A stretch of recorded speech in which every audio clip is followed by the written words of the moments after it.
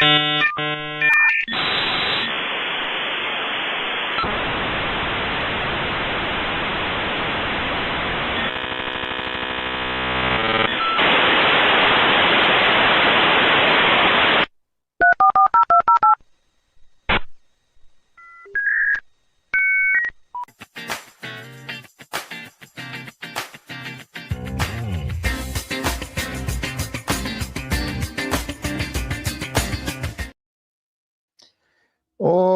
the round table episode number 4. I think I got that right. If I didn't, just edit this part out. Okay, so let's go ahead and let's get into this now. We do have panelists, but let's explain a little bit. So let's go ahead and let's bring in from Two Face Entertainment, one Mr. Fred Segura. What's up, my brother? How you doing, man? Good. What's up, big dog? Good, man. Good to see you. Look at that. I haven't even had a haircut yet, man. It's all. I'm letting it grow out. I got the curious George look right now. So. Nice. Are you really planning on letting your hair grow out? No.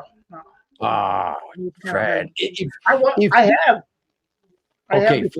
If you were gonna grow your hair out, like what would you do, dog? Like what kind of hairstyle would you go with? You know what? I would do the probably the slick back, and or the part on the side kind of deal, and comb it back and stuff, and still kind of short on the sides or whatever. But I don't know, man. I'm just kind of used to having a short hair, bro. Like very short hair, Hey, hello everybody in the chat. Yeah, shout out to the chat, man. I'll get to the panelists right now in a second and what's going on. Fred, I think you should go like 2009 with like a faux hawk. Bring back the faux hawk, Fred. Right? Jeez. Hey, okay. Bro, you know what? I'm down, bro. I'm down. All right. So here's what's going on. Okay. So do we have panelists? Do we have a full panel? Yes and no. Yes, because B, our lovely B, Becky Lopez. Yes, she was actually in here earlier. Thing is, she is actually on the road right now on the way to the Grand Canyon State in Arizona. So her reception is a little bit off and on. So she's going to be doing it from her phone. And where she was at the moment, the reception was pretty bad. So she's going to look for a location where the reception is a little bit better. So she will be on here. Our fourth panelist, he's actually going to come on in a few minutes, maybe about 20 minutes or so, to talk about what the main subject of tonight is, okay? Because he actually knows what he's talking about when it comes to that. But before we get into all that, when it's just Fred and I for the moment, Fred, how was the weekend, brother? You know what, bro? My weekend was excellent, though. Like seriously excellent.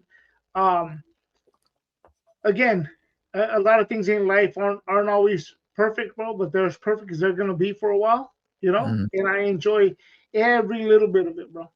Every little bit of it. Everything's. I mean, you know what, bro? Everything is where it should be at the moment, bro. I had a good conversation with a good friend of mine. He came by last weekend, and it was just a great thing, bro. It was just an awesome thing, Spend time with my lady, just awesome, bro. Just awesome, peaceful. Everything's good, And that's really it, brother. That's really it. I've been attending where I've been needing to go, and it's going great, man. It's going great. You probably can't tell. Well, you know what? No, I'm not even gonna go there, bro. I'm not even gonna go there because I might jinx myself. I'll tell you off camera. I'll tell you off the air. I mean, okay. So for great, dude.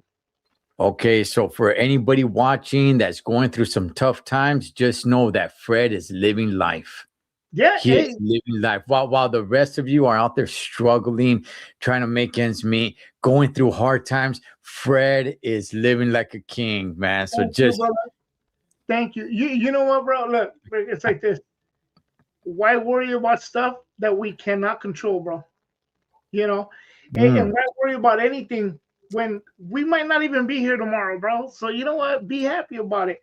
There don't need to be bitter about anybody. There don't need to be mad at nobody. It's like, you know what? You go ahead and do your thing, whatever it is. It's like none of it matters, bro. I think I entered my last stage of life. You Okay. know, it's that frame of mind where none of that matters. Shut up, you know, kind of deal. You know, it's like, you know, Ah, it's be happy, bro. Straight up, being happy. And you know what? I think I got that from. I mean, I kind of took that in from the friend of mine that I lost a couple of weeks ago. You know, that 75-year-old man. It's just a thing, bro. Enjoy life, be happy, bro. Because you know what, bro? Don't well, we can't control and don't worry about what you know, anything, bro, for that matter. You know, it'll all work itself out, bro. okay, okay, okay. Don't worry, be happy, says Yeah, one Mr. Fred yeah, Segura, man. exactly, That's bro. where is it at? I swear I got And brother, for that. Don't worry, be happy. yeah, All yeah. right, where's the spot? It is. Okay. And I Look, look, yeah, look, my weekend was, I mean, it was pretty cool. I'll tell you this, man. My weekends have been flying by, really, because I'm on the road a lot more. And we're gonna get into the subjects, guys. But yeah, when me being on the road more, when I get home, it's like I got so much to do to catch up at home. Where it's like, man, I need to do a few things, right? And that takes up a little bit of time. I do have an extreme bone to pick with you, though, Fred. I am pretty upset at you, Carnal, and I oh, want everybody here to see the beef that's going to start here with between Fred and I, man, because I do have a bone to pick with this guy. all right, Fred, you are the movie guy. Okay. yes, Last time we were on the round table, you recommended the remake of The Running Man yes, I did, with Glenn Powell. yes, I watched it. uh-huh, Fred, no, do you hate me? Is that why you wanted me to watch that movie? you know That's what, not bro? that's not a good movie, Fred. That is not a Really, you didn't Fred. like it, bro? Oh, come on, Fred. The acting isn't good. Come on, Fred. I mean, the main villain, he's all right, but Fred, Yes, that movie's not good, Fred. That movie's not really, good. Everybody, I please, for the enjoyed it, bro. oh, come on, Fred. Come on, stop. Stop. I got one for this week too, but well, you know, shoot, man, you know So, what? so do I, because I had to cleanse my movie palette after watching that. Now, I may be exaggerating just a little bit, just a little. It Uh, wasn't it wasn't that gosh awful, but yes, for dang sure it was not in the good category. For dang sure it wasn't in the really. good category, You know Fred. what? Well, you know what? In my defense, bro, I actually like the remake of Total Recall. I don't even like the original Total Recall.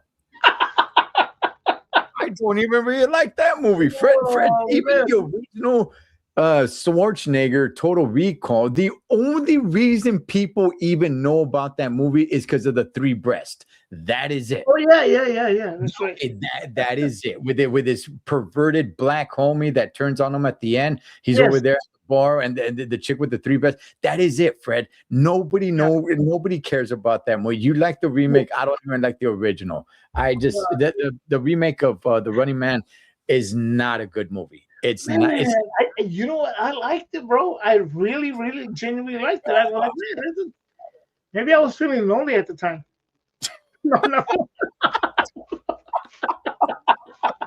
Dude, I was like, hey, you know what? This is pretty freaking good, bro. I liked it. oh I gosh, it's not a good movie. Anybody listening to this, please do not go watch that movie. It's not a good movie. All right. Let me see how much time we got. Okay, so our panelist is supposed to get on here in about the 13, 15 minutes or so. We're still waiting for our beloved B. So that's why we're just kind of right here, just bloviating for a few minutes. But that movie, it wasn't good. I don't recommend it. I did watch a movie that I do somewhat recommend. Yes. It's Okay. called, it's called, dude, it's called Fall. Fall. Oh, Fall. okay. Um, it's good, until it's not good. And then it was just kind of like, okay, so you had me believing this. It was good though. I did enjoy Okay. the movie. It wasn't great. It's not like a must watch. It's a Netflix movie. Okay. It's these climbers, right? They go rock climbing and all that stuff, right? And then when an accident happens, there's this one girl that's like, hey, you know what? She can't climb anymore because of the accident that happened, right? Traumatized. So her friend gets her out of that shell. She's all like, look, we're gonna go climb this tower. We're gonna go climb this tower, right? And that's what the movie's about, climbing that tower and what they run into. And that one I do recommend. It's two females. I do recommend. It's not a great movie, but it's definitely worth watching. For dang sure, it's much better than Make of the Running Man. That's for dang sure. All right, let's bring you in. Let's see if B. Let's see if she got good reception here. B. Yes, can you hear me? We can gain a little bit of feedback on your background, girl. But yes, we can hear you. Okay. All right, we can hear you. We got you, girl. Okay, cool. We're There in. it is. That sounds good right there. That sounds good right there. That sounds good. All right, so Okay, B, perfect. So I'll just put a picture because I'm in the dark. no problem, sister. So tell us, B, why are you? And by the way, look at that picture, Fred. She's in the radio station right there. She's got the cans on her head. Nice. By the way, Fred, that's radio talk. Cans are the ones that you put on your ears. Okay. Yes. Nice. Hey, B, what's going on? Why are you heading out to the Grand Canyon State, girl? Oh my good. Okay, so I have two different interviews. One of them is a friend of mine that I met down here. She's like she does a lot of networking and coaches people, women, kind of what I'm getting into as well, like weight loss and that kind of stuff. So considering she's still going through the big journey, I want to interview her because she's obviously changing lives over here. She changed her own, so I think it's amazing. And then again, like she does a lot of networking out here, marketing for other people. So I want to kind of get her story out there. And then my other interview is going to be for the book I'm starting for the Pachuquismo era. So I found a friend of mine that actually has supporting documents, pictures, all that good stuff of the LA area in the 40s that his aunts, meaning two aunts and his mom were a part of in that time. So yeah, I'm gonna sit down with him and start that interview process. I'm gonna come back down here next month also and try to finish that up. I have a fashion show on Saturday, a runway, and then Sunday I have a photo shoot with some of the photographers that are going to be down here for the Phoenix Super Show. So I'm busy. Nice. Wow. All right. B, Yes, thank you. Gotta live while you're alive, girl. Gotta live while you're alive. Okay. And be Yes, happy. so Okay. yes.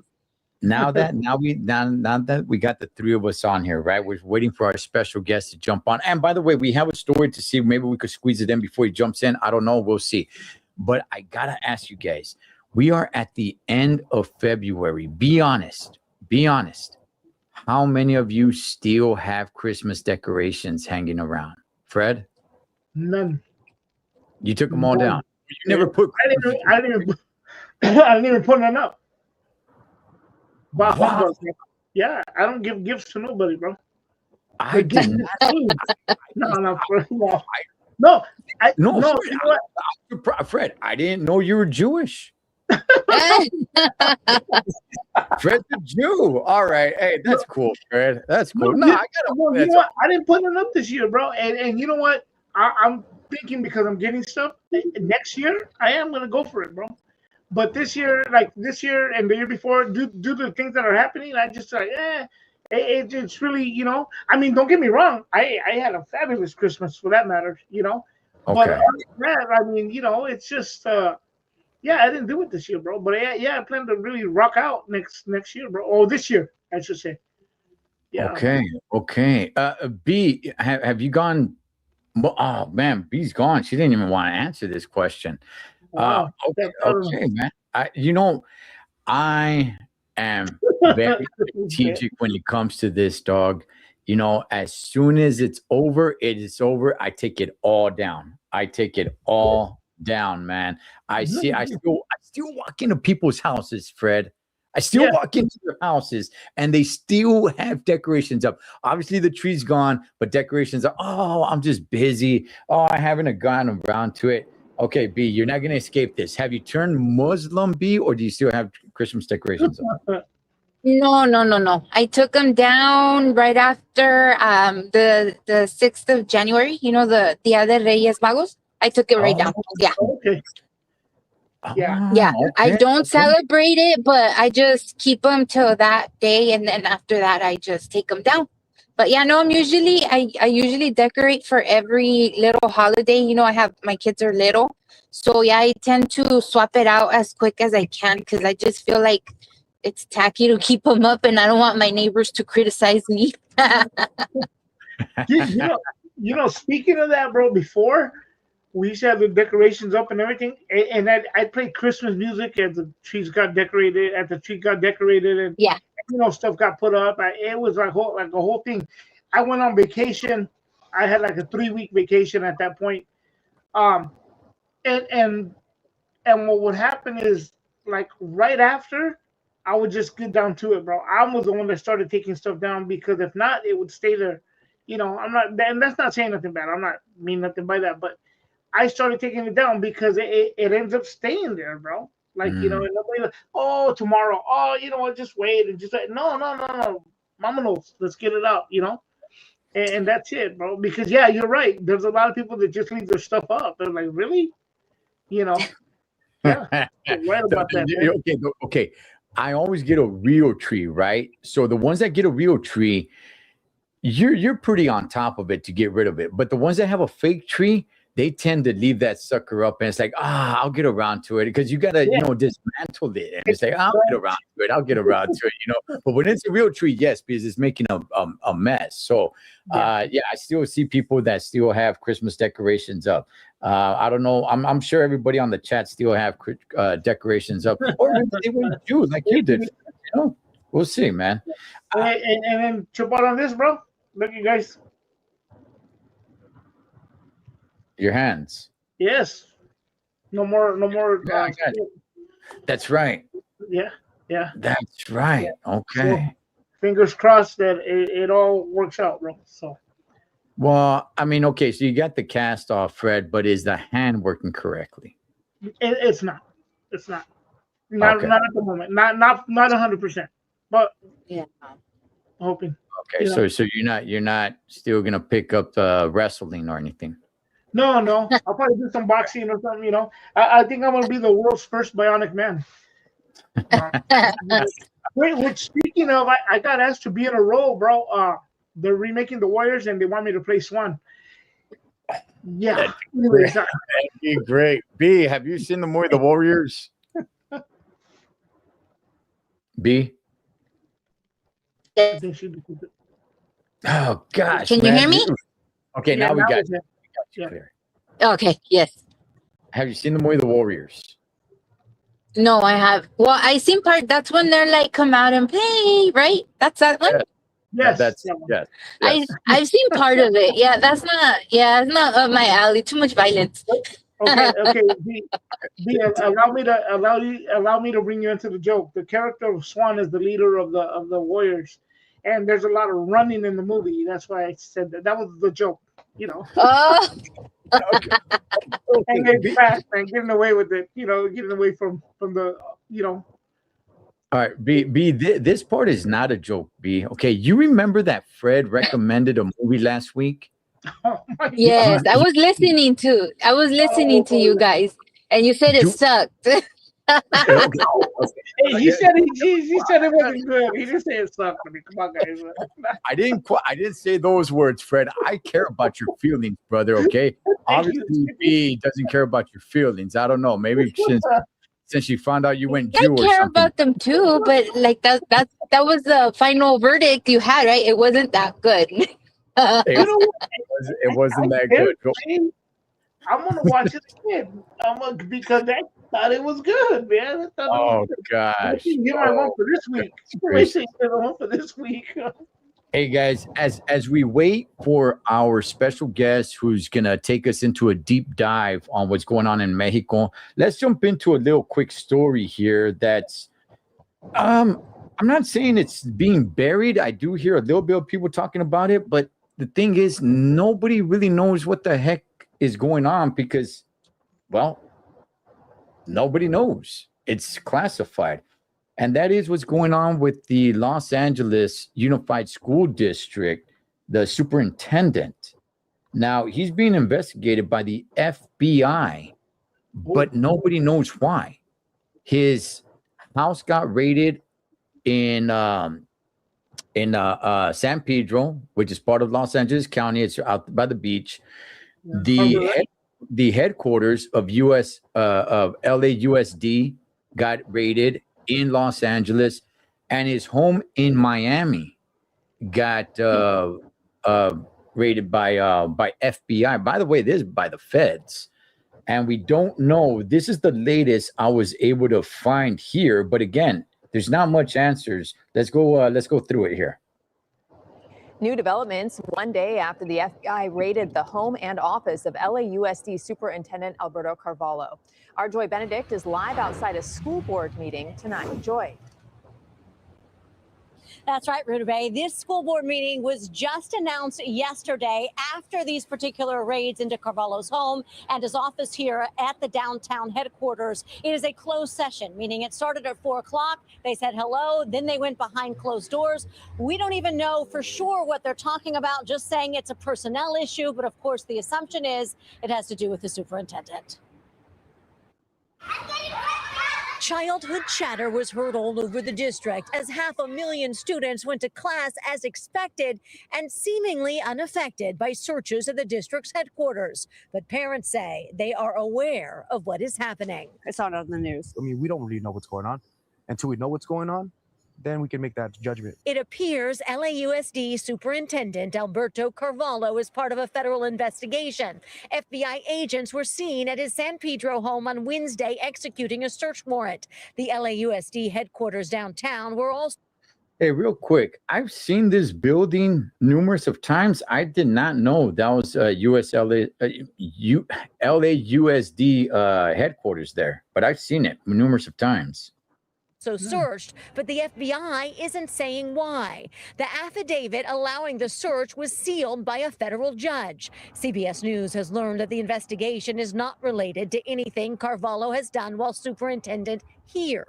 He was hired back in 2022 from the Miami-Dade School District. A home in Broward County, Florida was also searched Wednesday. A CBS News source with direct knowledge of the investigation says the FBI is looking into allegations that Carvalho may have received kickbacks from a business during his time in Florida. It's an allegation that is alarming to parents. It concerns me this on where the money's going because I am a taxpayer, and California, we get a lot of tax taken out of us. So if it's not going to places we want it to go or we think it's going, yes, that angers people. Carvalho's home in San Pedro was quiet Thursday. The LAUSD issued vehicle out front was in the same place as the day before. At the district office, an LAUSD committee meeting went on as scheduled. No one commenting on the Carvalho case. But a closed session of the board was announced for this evening. At issue, an undisclosed personnel matter, as parents and taxpayers all over the city are simply hoping for clarity. It's kind of confusing because we don't really know exactly what it's for, why they're doing it. Now, it's important to mention that the FBI tells me that Carvalho has not been arrested, nor has he been charged with a crime. As for this closed session here with the school board, it could wrap up in an hour, 3 hours. It could be continued till tomorrow. We do not know. But of course, this is a story we will continue to follow. I'll send it back to you guys. Wow. Okay. So nobody know. Somebody caught my attention. Take a look at the Monopoly man right here with the sunglasses. Yes. See this dude right here? He's got okay. Those sunglasses look like you win them at a carnival, or like at some arcade or something. But just look at the faces he's making. Like he's mad. He's like he's his bodyguard. Look at his face. Look at his face. Yeah, that's right. Like, who the hell is this vato, man? This dude looks like in those cranes, the glasses. Okay. It matches the background right there with the sun. They're wearing the red sunglasses in the background too. Yeah. I wasn't able. So, B, were you able to find out anything about this? No, nothing at all. The same thing they were saying that they need to look into the San Pedro, like the city or something, because like nothing comes up. They're saying embezzlement. Yeah. Yeah, I mean, I heard of there was some sort of AI going on that what happened in Miami, that he was intendant or he worked for the school district over there, and there was fraud. As a matter of fact, his partner that was part of it, I believe she was incarcerated. So I'm there's some stuff going on. Who knows? She might be ratting on this dude now. They may be looking for evidence, but hey, nonetheless, I definitely want to keep up on this. But let me go ahead and take this down. I just thought that was very interesting because now we do have our special guest coming on. David, I see you in the back, brother. Okay, so for anybody who doesn't know, and I don't know how you would not know, apparently, I must say apparently, okay, because there's all kinds of chatter going on, right? The head of the most powerful cartel in Mexico was taken out, and it's raised a lot of hell down there. So the man that I'm about to bring on, this man, I mean, his record speaks for itself. Okay. He worked in corrections with the California prison gangs. He worked in law enforcement for many, many years, then retired from law enforcement, went to Mexico, started a private company down in Mexico, worked with the cartels, was in the trenches with these guys, and now lives his life retired in Florida, but still does some work with law enforcement. And I am proud to call this guy a good friend of mine, a brother of mine, Mr. David Contreras. Nice. David. Oh, no, if you could hear us, David. You can't hear us. You can't hear us, David. Okay, I can hear now. Okay, you can hear us now, David. Okay. You know what, Ed? I think the only one that I can hear is Becky. Becky, can you sing a tune or something to to make go sure ahead you and sing? re-log in? Becky, you might want to tell me what they're saying. I can't hear them. You can't hear me? No? Check one? No? All right. Yeah, David, log out and log back in. Let's see if that works out.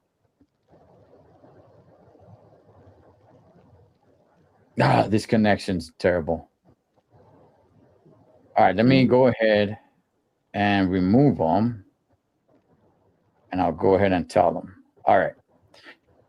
Okay.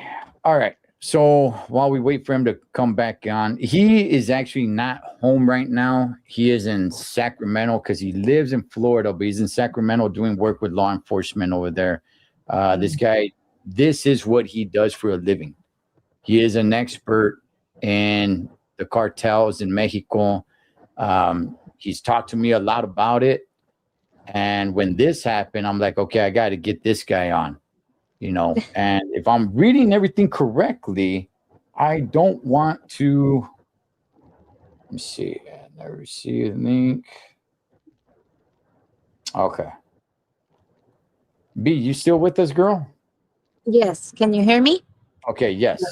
He was saying Perfect. that he can only hear you, which was kind of Oh, odd. that's crazy. Yeah. Huh. That's weird. Yeah. So I think he's doing it off his phone simply because he's actually in Sacramento doing some work. Let me go ahead and try to send him something, and hopefully that works out for him. Okay. Okay.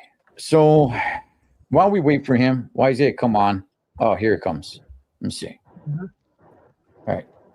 David. Hey, Ed, what's going on, man? How you doing?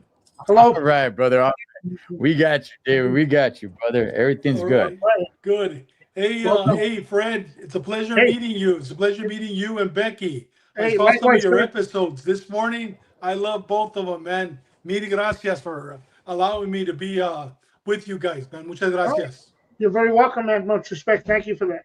Thank you for that. Thank you. No, hey, the pleasures meeting are, you. David. You know what, David? That means you. Okay, I put up a really good entrance for David Contreras, and he didn't hear any of it. I didn't He hear didn't- any of it, Do it brother. again. No. Do it again. You know, Yeah. you know what though? But I bet you he will love the Running Man, bro. Oh, Oh, God. without a doubt. Oh my gosh. Okay. Hey, Ed, I'm over here in Folsom, but not La Pinta. I'm actually a couple of blocks away from Folsom State Prison. Literally, it's probably about half a mile away from where I'm at right now. Well, David, I'm over here in Soledad, bro. No, really? Yes, I'm over here in Soledad, sir. I mean, hey, I'm talking, but in the city of Soledad, not the Yeah. Pinta. Yeah. Oh, okay. Hey, so do you know the Almanza family? Alanza. No, Almanza. Oh yes. Oh yeah, definitely. Oh Yeah, yeah. they belong to the Apostolic Church. Yes. Yeah, Cruz, right? Cruz. God rest her soul. Yes. Yes. Well, I Yes. know his wife, ¿cómo se llama? La esposa de Cruz. Dude, I know the whole family. Oh I know yeah. the whole Yeah. family. Yeah. There's Cruz Jr. I went to school with them too, though. So yeah, I Did know you? them. Yes. Small world, brother. Oh Well, you yeah, know right. what? Yeah, Jed, I'm over here right now because I took a week-long training. I'm volunteering to be a counselor, a listener for Copline. And this cop line, it's a 1-800 number where cops that are suffering from suicide, PTSD, whatever the problems they have, they call this 24 hours a day here in America and Australia. And I'm telling you, man, the week-long training that I just finished today, I passed everything. I just got the call from the director congratulating me for being a part of the family. I'm telling you, you know what? What a blessing to be able to help our police officers that Nice. want to commit suicide or that want to or that are suffering from depression, PTSD, and so that's why I'm here, Ed. I'm over here at Folsom. My training was in Sacramento for a week. I have one more day tomorrow, graduation, and so forth. But Nice. small world, man. Small world. Right? Yeah. Yes. You know, David, you're retired. You live in Florida. You're by the beach. You sip on a little cognac. You smoke your cigars, brother. Yeah.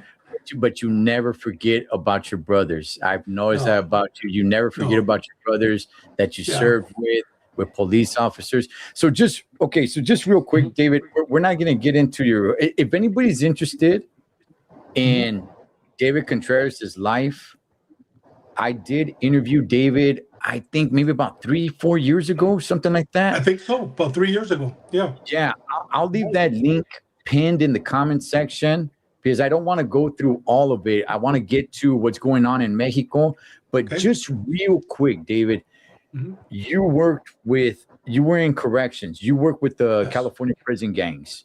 Mhm. You Yes. started a private investigation company down in Mexico. Yes, I did for 4.5, close to 5 years. You worked with the cartels. At one point, you were even working security for Julio Cesar Chavez. Actually, no, I saved his life. You They saved were his going to kidnap him and kill him, and I actually saved him and his daughter's life. Yeah. Wow. Okay. Okay, He so he I mean, later became my client after I saved his life. right, and we're talking about the Julio Cesar Oh yeah, the Chavez. father. Oh yeah, yes, Fighter, yeah, yes, yeah. that guy's. So David, his record speaks for itself.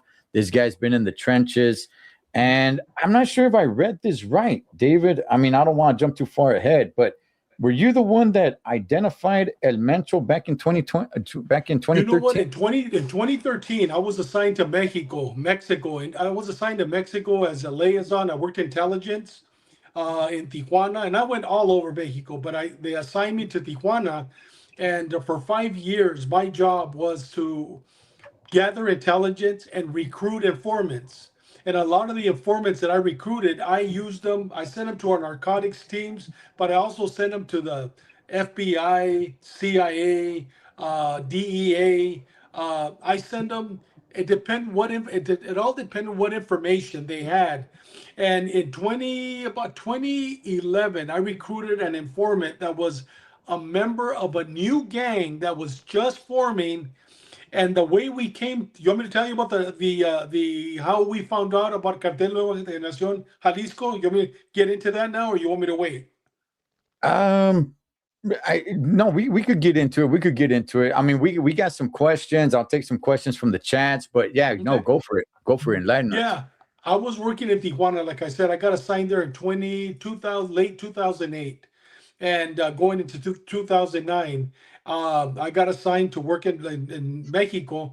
And while working in Tijuana, it was probably about 2010, 2011. I mean, I don't have my notes here, but all of a sudden, Los Estatales, which is the state police in Tijuana, they made a huge arrest in one of the colonias in Tijuana that where the rich and mighty live. And in this house, they found millions of dollars. And when they hit the house, they found, I think it was 3 or 4 youngsters, and they were all from Guadalajara, and millions of dollars. And that was the first time that we had ever heard about not even Cartel Nueva Generación Jalisco. It was just El Cartel de Jalisco. The name wasn't established. From there were several police officers were murdered because, like everything else, the cops that responded stole some of the money. So these guys, after they stole the money, they were beheaded. And so they later found the bodies without heads, or they found the bodies hung from posts or from the bridges. And there was a big sign: "You stole the money." That was the first time that ever came up. During that time, I was able to recruit we call them sources. This guy was from Tijuana, and this guy belonged to the Arellano cartel faction, was a high ranking member, and I was able to recruit him to become one of our informants. But by the time I reached him, at the time I was in the process of turning him, he started infiltrating this group from Jalisco. So he tells us, and I'll never forget this, he tells us, hey, there's a new group. It's going to be called Cartel Nueva Generación Jalisco, and their leader is powerful. And I go, what do you mean powerful? This is 2011, guys. What do you mean powerful? He goes, hey, their leader, they call him Mencho. And I go, what's his name? And he didn't know the name, just the nickname Mencho.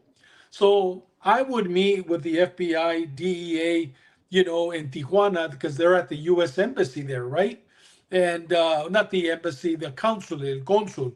So we would go over there, share intelligence with them, and they were camaradas, they were friends. One of them was a good Chicano, a couple of them were Chicanos, good dudes.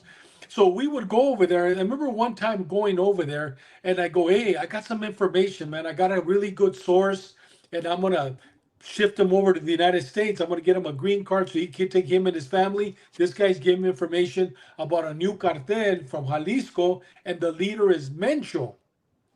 And dude, it was like if I went into their office and said a joke. They looked at me, they go, who? I go, Mencho. They go, you mean Menso? And they started laughing, right? And I go, well, it was funny. I go, no, dude. I go, his name is, he's from Guadalajara. They go, Pichi David Mentiroso, cabrón. They said, and they go, Menso, you mean Menso? It was a joke. And, we didn't Right. take it personal because, dude, I mean, somebody comes in, a municipal cop working intelligence says, there's a new cartel. And I didn't even know it was a new cartel. All I knew was this guy was going to be very powerful because my informant was telling me.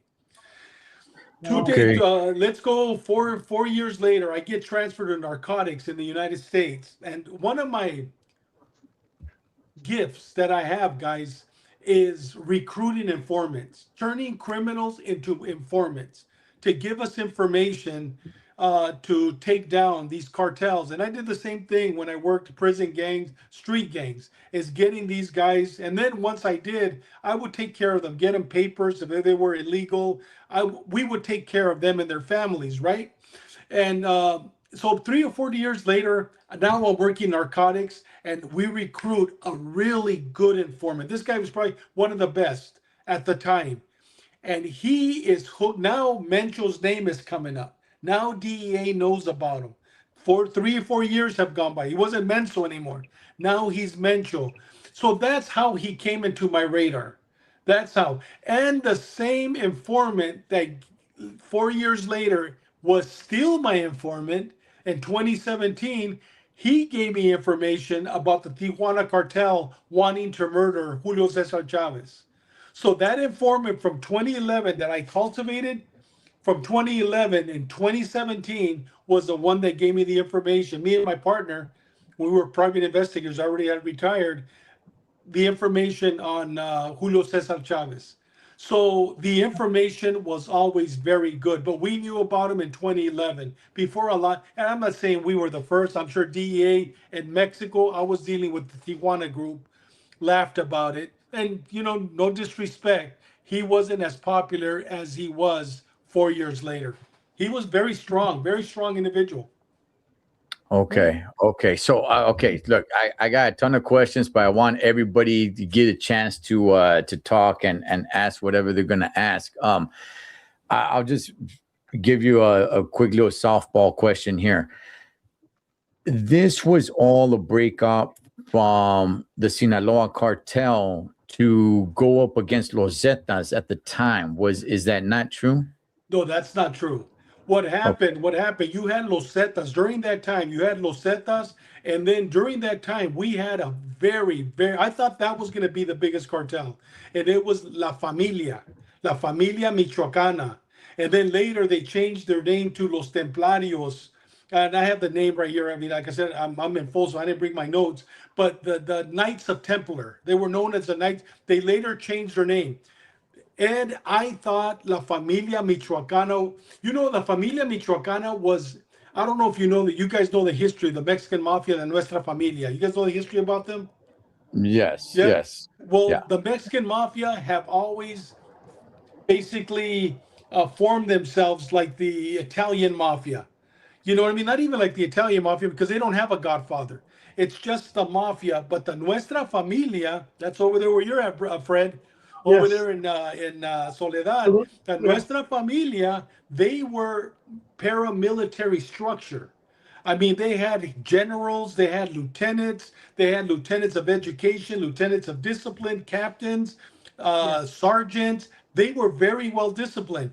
And all these other cartels like Sinaloa, dude, they didn't have godfathers. The Mexican Mafia didn't have godfathers. Mexican Mafia was basically a group of guys, and then they ruled together.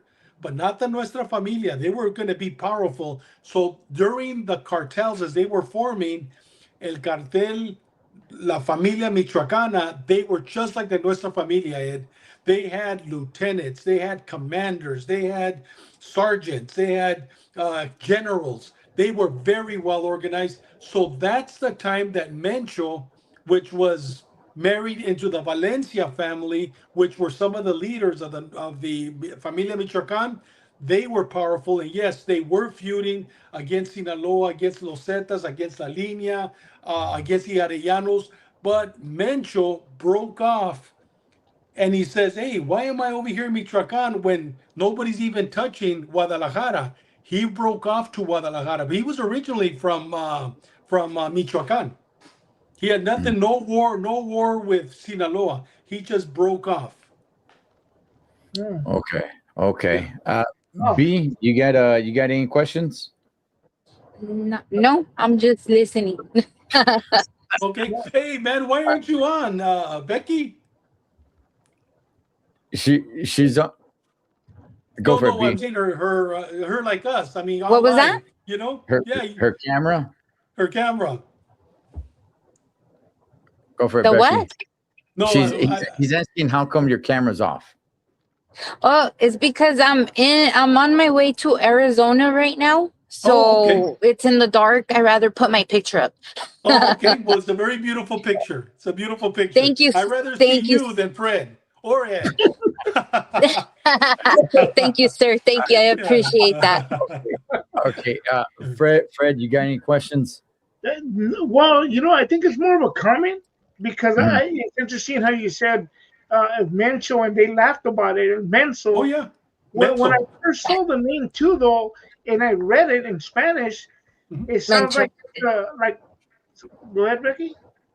Yeah, like a mental. Yeah, no, Yeah, it it sounds sounds like like Menso. a little Yeah. kid, like a little kid Yeah. said El Mencho, El and it Mencho. El sounds like Menso. and so I don't know if how he came about that name, but that's kind of a for a guy like that, that's kind of a bold name in the sense, you wouldn't think much of it. Oh, yeah. But yet, Yeah. I mean, Yeah, for sure. Yeah, Cartel de Grupo. I think, if I'm not mistaken, I think Los Zetas at one point were linked up with those guys, right, David? Yeah, when the Cartel del Golfo, when they started Brown Cultura, you're right. They started, and they're the ones that recruited, that actually made Los Zetas. They're the ones that actually made Los Zetas. Los Zetas became a part of the Cartel del Golfo. Oh, dude, they were very powerful at one time. Very powerful. And So they were okay, at war with Michoacan. so let's fast forward and let's get into what's happening now, because Okay. these guys, and you told me about these guys, David, a while back. I remember you mentioned them, and I started hearing a little bit about them. And these guys, from my understanding, and I could be wrong, but these guys ended up becoming the most powerful cartel and having alliances throughout the entire country of Mexico. And some of these guys were really, really militarized, right? I mean, it was, Yes. I just found out that 4 guys that are United States, that are American citizens, were part of this cartel living there in Mexico. One of these guys is a Navy SEAL. 2 of these guys are Special Force Delta Force, and another guy from the Yes. 75th Ranger Taking the Regiment. realm. He was born in Santa Ana. Okay, He was I born didn't in know Santa that. Ana. His name is Juan Carlos Valencia Gonzalez. He's Mencho's stepson. Yeah, he's a Okay, USN. wow. okay. So I mean, the reason why I bring up the type of military personnel that he has, the Navy SEAL, the Delta Force, 75th Ranger Regiment, these are Did I not freeze, just, brother? yeah, but yeah, but we could hear you. We could hear you. Yeah.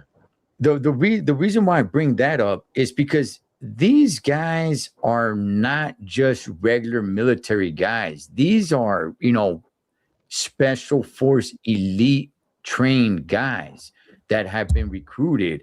And from what I understand, David, he recruited a lot of the special forces in Mexico that were trained by the United States as well. So these guys were very, very militarized, David. That's How did this operation go down? Where did they find this guy? Can you take us through all that?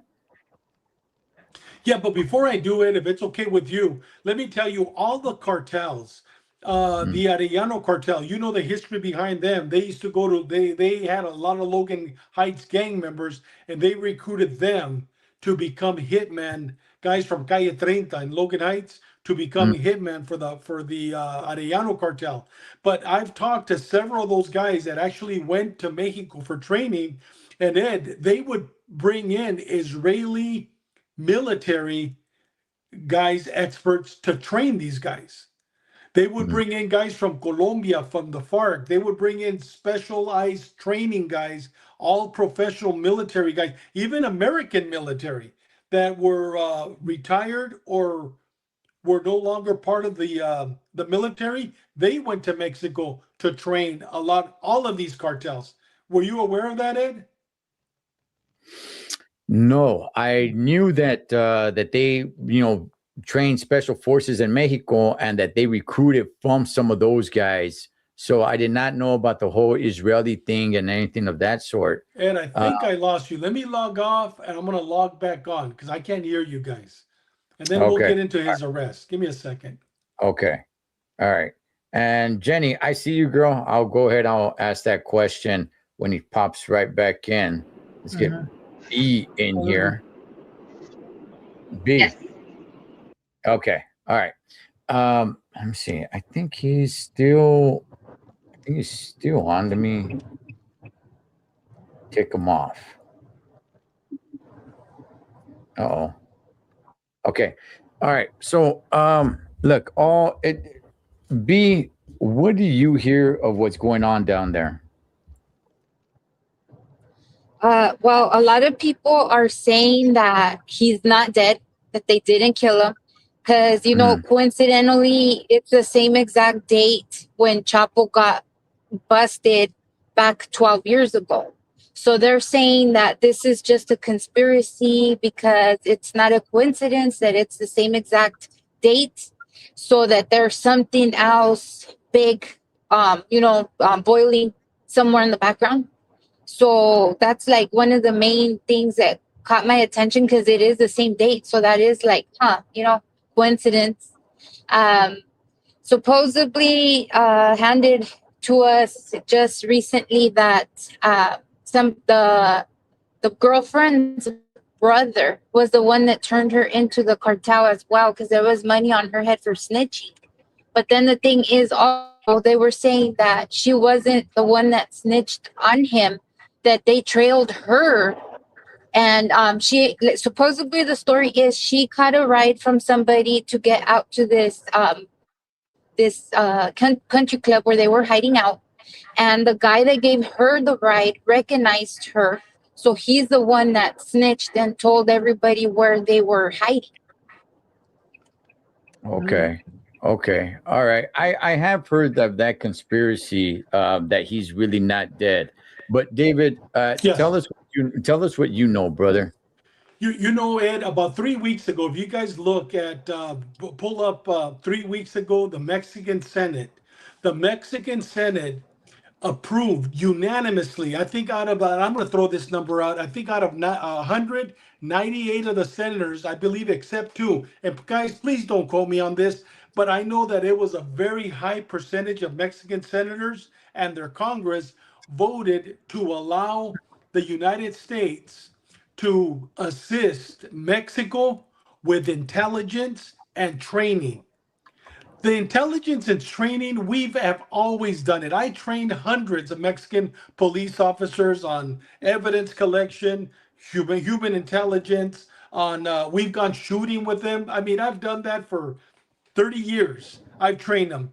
But here, the Senate approved, not for police officers, but for our intelligence unit, the CIA, our FBI, our DEA, not even DEA, our Navy SEALs, our Delta Force.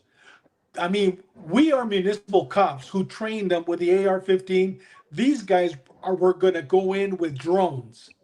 The only thing the Mexican president, Claudia Sheinbaum, said, I don't want them in Mexican territory making arrests, but we will use their equipment, which are drones. You know what I mean? And we will allow them to come and train. So the first thing they did, guys, was they formed specialized teams because they can't go train everybody. You know what I mean? You can't trust. Once they vetted these teams, yes, the CIA, the FBI, DEA, all the major federal organizations went in, but they did not shoot their weapon. They did not place cuffs on anybody, but they did something better. They allowed our drones to enter their space. And I don't know if, Fred, if you know much about our drone system, dude, our drone system is out of this world, literally out of this world. And once they put the drones in, once they put the hearing mechanisms, then, well, like I said, one of my expertise is turning criminals or politicians or anybody into an informant. Yes, they found somebody that they could turn. And their intelligence, and you know what? Everybody's blaming this poor young lady. I don't even think, guys, that she even knew that there was a drone following her, this beautiful young lady. And so now everybody wants to kill her because she's a snitch. I guarantee you she did not have a clue what was going on. That's how good our intelligence is. She didn't know that there was a drone 30 feet, 30 miles high, watching her every move.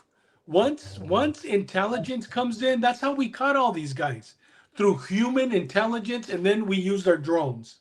Once they knew that she was his girlfriend, all they had to do was just set up on her. That's it. Set up on her, follow her. And once she got to that house, I believe that Friday night or Saturday, Friday night, Saturday morning, she spent the day with him, spent the night with him. Once she left, then that's when the Mexican military, it wasn't the United States, it was our intelligence, went in and conducted their operation, which resulted in his arrest. And he had been shot. And I don't know if you guys know this, but Mencho was already dying.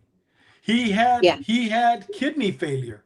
Every day he had to sit in a machine for his kidneys for 2 to 3 hours.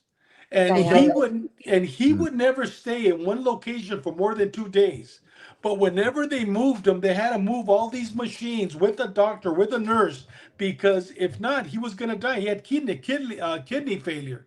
So when they hit the house, all his guys got into a big shootout. They shot a couple of those anti-gang tank or anti-airplane or helicopter rifles at them. But that did not stop. The Mexican military came in very well prepared. He ran. And there's a lot of good pictures of where he ran. And as he was running, they were able to tackle him. But once they did, he was already hurt. Him and I believe 3 of his other men. And they were all shot. I mean, it was it was a battle. Once they got on the plane, he died. He died on the plane. Now, did they kill him en route to the hospital? Maybe. I can't tell you yes, but definitely can't tell you no. But when he arrived, he was already dead. As a result, this is what the media is saying, of the gunshot wounds. But it doesn't matter. He is dead. He is dead. And rumors, people have rumors like you cannot believe, but Mencho is dead. Okay. Right. Because there are rumors that he really didn't die. I've been hearing about that. Let me go ahead and play this. There's even like this video here of a woman that I don't have the video up, but I do have the audio. Let me just go ahead and play this. She's pleading with everybody, showing a picture of her father that kind of resembles Mencho, saying that, hey, Mencho, they didn't kill Mencho, they killed my dad. Let me go ahead and just play the audio real quick. Mataron a mi papá, lo hicieron pasar por él. No era el Mencho, era mi papá, Joaquín. Dios mío, hago denuncia y pido justicia. Una joven ha generado una fuerte polémica tras denunciar públicamente que su padre fue secuestrado y asesinado para hacerle pasar por el narcotraficante, el Mencho. La mujer, visiblemente afectada, aseguró que su progenitor fue víctima de una estrategia delictiva que aprovechó su gran similitud física con Nemesio Oseguera Cervantes, líder del CJNG, con el fin de generar confusión en la población sobre la muerte del capo y hacer creer que él es quien ha fallecido. So basically, they're saying that this was all a setup to make the public believe that they killed him, but they really just captured him. But David, you're saying he is dead. Yeah. Ed, go ahead, Fred. I know you had a question, but I'll answer this question right now. No, I was just gonna say, just based on what you said, David, you pretty much debunked it before we even heard it. You know, the whole thing.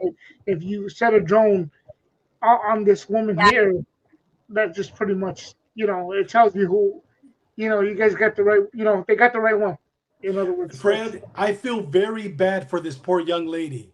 I feel bad for her and her family. I hope the Mexican government or the United States doesn't reward her, but get her the hell out of Mexico. because they are going to assassinate anybody that carries her blood. I don't think she had anything to do with it. She was just basically at the wrong place at the wrong time. She should have known better than been sleeping with this guy. But going back to your question, Ed, if the CIA and FBI and DEA wasn't involved, forget about the CIA, but DEA and FBI wasn't involved, I probably would believe that story because I've seen it time and time again in Mexico.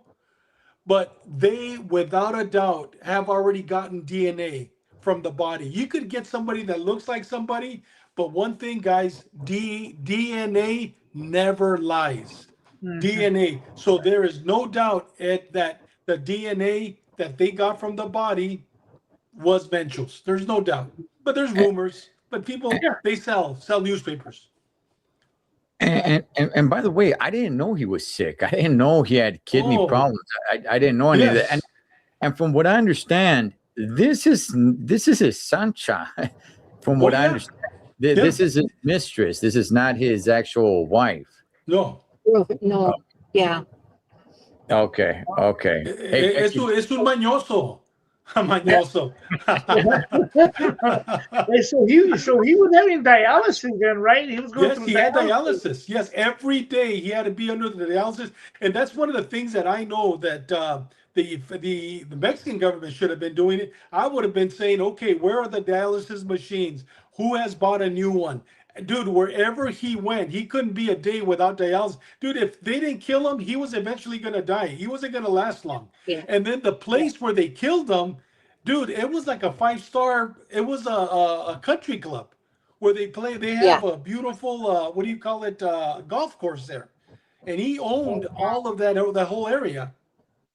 Wow. Hey guys, I want to go ahead and play. I want to get to some of the questions people asking in the chat, and B and Fred, if you guys got anything else to say. But I want to go ahead and play before I forget.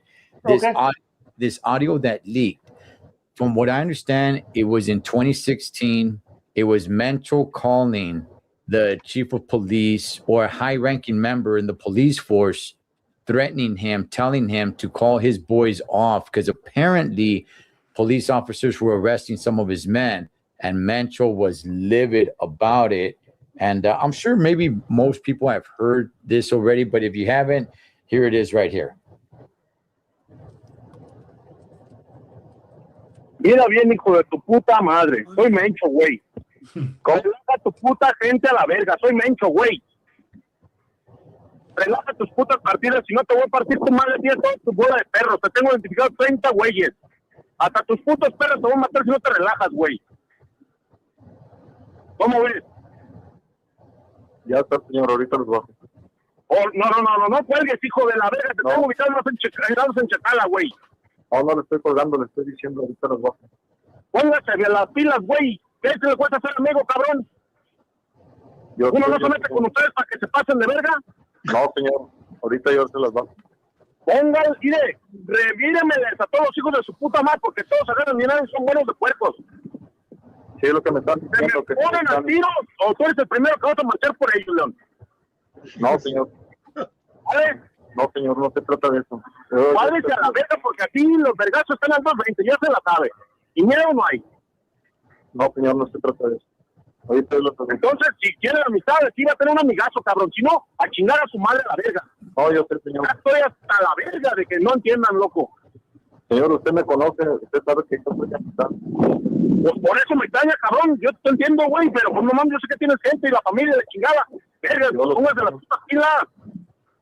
Yo lo sé, señor. No quiero que me apagues este puto teléfono. Después te voy a marcar, güey, a ver si no se relajaron a la verga, ¿eh? No, ahorita le voy a marcar. A todos en general, güey. Relájenmelos a la verga, por favor. Ahorita le voy a marcar de otro número a este número que me está marcando. No, este ya no le vuelvas a marcar. Yo le marco cuando yo pueda. Ándale, pues. Pero no me lo apague porque lo voy a entender como negatividad.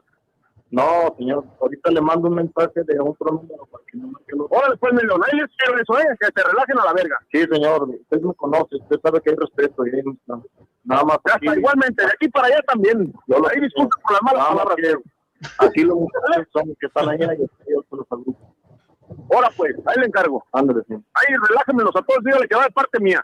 Claro que sí. Ya está. Ándale. I'm sorry. Toward the end, he apologizes for swearing at him, bro. It's like, I don't know.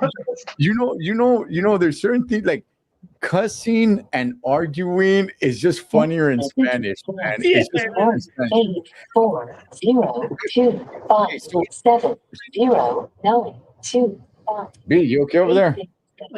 Yeah. Okay, we're hearing a countdown in the background. All right. Oh, I'm sorry. Yes, we're good.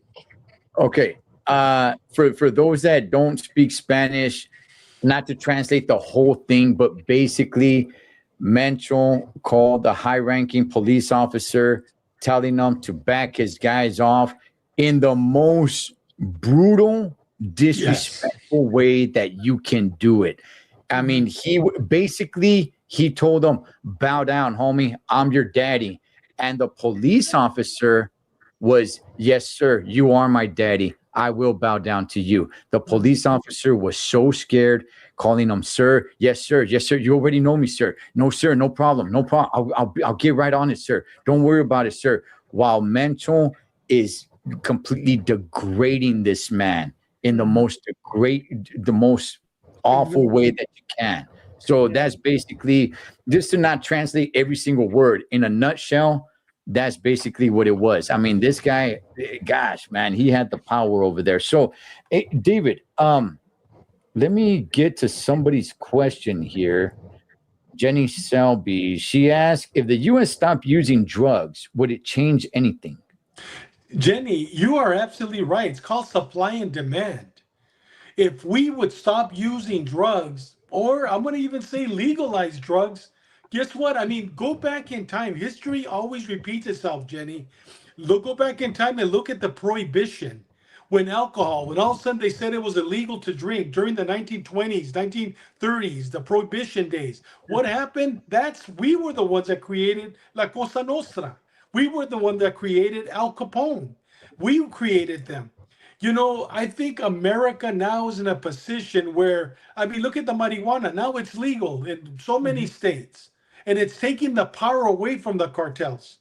And people have always said, and I'm going to go somewhere with this, Ed, to answer her question, that marijuana is the entry drug to addiction. No, it's not. The gateway. The gateway. There you go. You either have an addictive personality or you don't. You know what I mean? If you're going to go with gateway, I would go with alcohol over marijuana. I prefer somebody to be under the influence of marijuana 1,000 times than under the influence of alcohol. As a cop for 32 years, I never went to a house where somebody beat the shit out of their wife and kids because andaba grifo. He was under the influence of marijuana. Dude, it was always tequila. It was always alcohol. You know what I mean? With that said, I know I answered it very long, Jenny Dispensa, but yes, if America stopped using it or legalized it, then the cartels would disappear, but something else would come up. But we would get rid of the cartels. And though they would still sell, but let them sell to the Philippines, let them sell to Thailand, let them sell to China, send it back to China. Yeah, I mean, I think other things have come up, like human trafficking, which has really gotten, it's really picked up a lot, and going down that route. Hey, Becky, you got anything for David? B? Man. Okay, she's on the road. All right, Fred? No, you know what? I was just going to say, because what David said earlier, that Mencho was on dialysis every day. Those of you that know that, I've known people who are on dialysis due to kidney failure, due to whatever, illness they may have.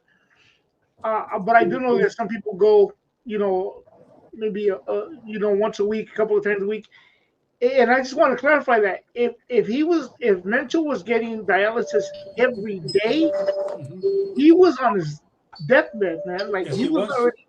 Yeah, he was done. I just want to clarify that because I just didn't want to gloss over it and just be like, okay, I really, I mean, the guy was pretty much Walking Dead already, man. Like Yes, he seriously, was. it was just, you know.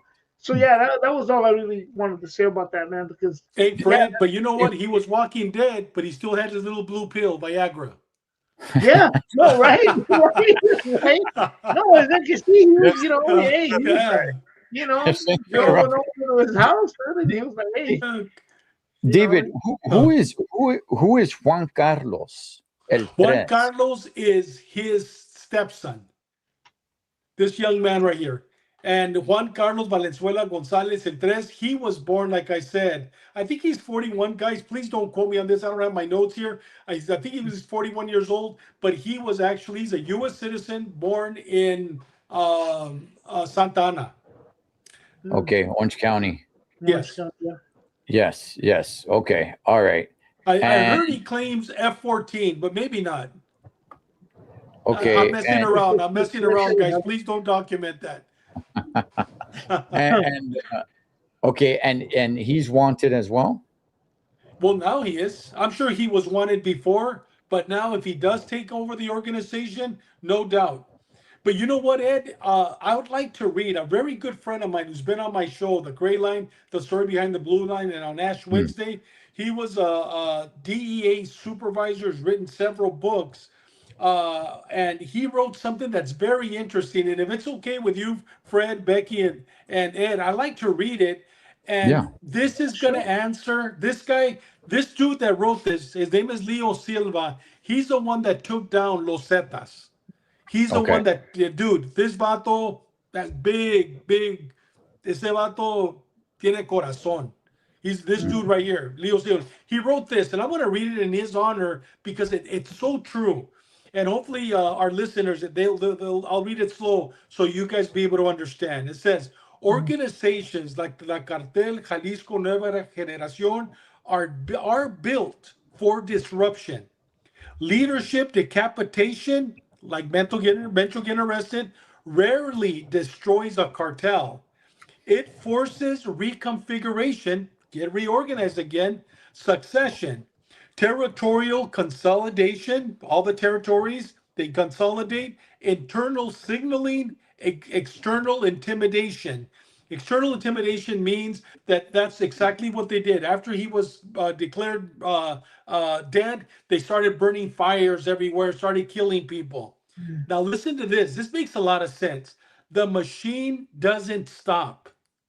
It recalibrates. That's this cartel. It's not going to stop, guys. It recalibrates. It's going to just change direction, but it's going to go stronger than ever. These groups, listen to this, operate with layered command structures, regional bosses, financial operators, logistics coordinators, enforcement arms. Structures outlast personalities. And then this one basically says it all. In many cases, contingency planning exists long before a leader is removed. Before Mencho was murdered or killed or whatever, killed, they already have something in place who's going to be the next leader. This is not speculations. That's how sophisticated criminal organizations like this survive. That tells you everything. That tells you everything. They knew that one day he was going to get caught. They knew that one day he was going to go to prison or die, and they already knew who was going to take over the cartel. That's how well organized these guys are. Okay, but that's my question though, David. I mean, okay, guys, I think I lost you again. Let me log on and I'll log right back on again. I can't hear you guys. Hopefully you heard everything I had to say. Yeah, we did. Okay, that was going to be my question to him. Is that didn't they know that? I mean, you only go after him. It's going to continue. Don't you need to go after many other heads, other lieutenants, other guys that are in charge, and then just dismantle it that way? If you only go after the number one head honcho, what about all his other colonels and lieutenants, however they structure it? Don't you want to take out the entire top structure, take out all the officers. We just have a bunch of foot soldiers that don't organize anything. B, you with us? Yes. Okay. All right, B. All Yeah, right, let's because see. you would think that it's I'm back. like a starfish, right? It grows back another, or a lizard, right? You cut the tail off, and it grows another one right out. It's kind of like So Yeah. David, that's my question. Okay, so if during this operation, were they just targeting him? Because yes, if you just take out one guy, even though he's the top guy, you still have second in command, third in command. You still have lieutenants, however they structure it, whatever they call themselves, lieutenants, colonels, whatever it may be. Don't you want to go ahead and get all those guys and just leave a bunch of foot soldiers that don't organize anything and leave those guys just kind of, like fish out of water, because those guys probably don't really know how to organize much, but you want to take down the entire top structure. Getting this one guy, I mean, is that really like a sign of victory, David? And one of the biggest mistakes Trump's administration has ever done was, I don't know if you remember, where the SAR, or the head of our military, America, Hedgewith, or whatever his name is, basically a couple of months ago, you're probably going to remember, Fred, where he basically called all the generals in America to one place so he could tell them their expectations of how fat they are and how out of shape they are. Dude, any military command never brings everybody in one location. If China wanted to destroy America, that would have been the perfect place. If Iran wanted to destroy America, you had all the generals in one place, Ed. Mencho would never do that. He would never bring them all, because one grenade takes them all. So he just had his security team, and it looks like there was one of his main guys or one of his secretaries, the guy that took care of all the paperwork. I believe he was killed also there, because they did find a lot of money receipts where the money was going. But no, he would never, and no leader would ever put all their generals in one place, because one grenade takes them all. These guys are very, very well organized, Ed. They're nothing like the Mexican mafia, Nuestra Familia, even the Italian mafia. Dude, they're nothing like that. These guys are very strategic, very strategic. So no, you'll never catch them, all the generals in one place. Never. Okay. I mean, I was just thinking, like, look, you got to go after some of these guys, even if they're not in the same place, take them down strategically somewhere around in the same time. So now, you're saying that this is going to continue. Will there be a power structure? Will there be a fight for the power, David? No. Can this split it up at least and make it into Ed, 2 or 3 different this ones? this kid, I call him a kid. I'm 66 years old. This kid, Carlos, he's going to take over. And you know what? They're going to take him down too. Right now, our intelligence, it's so far advanced. Dude, los Mayitos and the Chapo's kids and Flaco, dude, they're all going to be taken down. Now that we got our drones in there, now that we got the CIA in there, legally, our intelligence, dude, they're all going to be taken down. Give it some time. They're all going to be taken down. You know what I take from that too, though. I think in even today in 2026, right? And you could even count it from last year and so on and so forth. In today's world, I don't care what it is. I don't care if you're a petty shoplifter. Do not commit a crime, bro. You will be caught with anything. There's so much technology nowadays. You're being watched by everything, bro. There's no way anybody can get away with anything no more. Like anything like and let's go into a fictional thing like the Scarface thing, how everybody kind of analyzes that could not exist.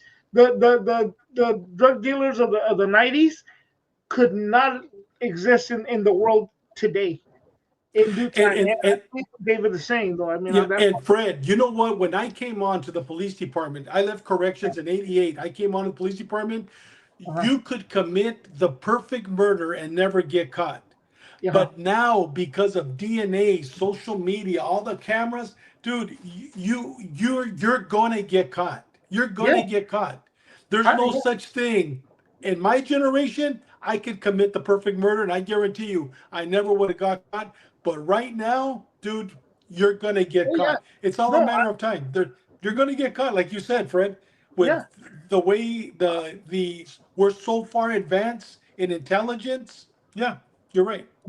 Well, I mean, listen to what you told us earlier. A drone 30 miles up. Yeah. Pinpointing. There's no way you're going to see that. No. Yet you're being watched. Yeah. You know, it's not even about tapping the phone no more. You're being watched and heard. It's like, you know, it's amazing when you really think about it. Seriously, I mean, I've seen on shows and stuff, reality shows where they capture people from like the 70s and 80s that committed the murder, and these people are like 60, 70 years old, 80 years old. They're taking them away because they found out that they were, you know, they committed a murder or whatever it was. You know how we caught him, Fred? Through DNA. Through Yeah, DNA. yeah.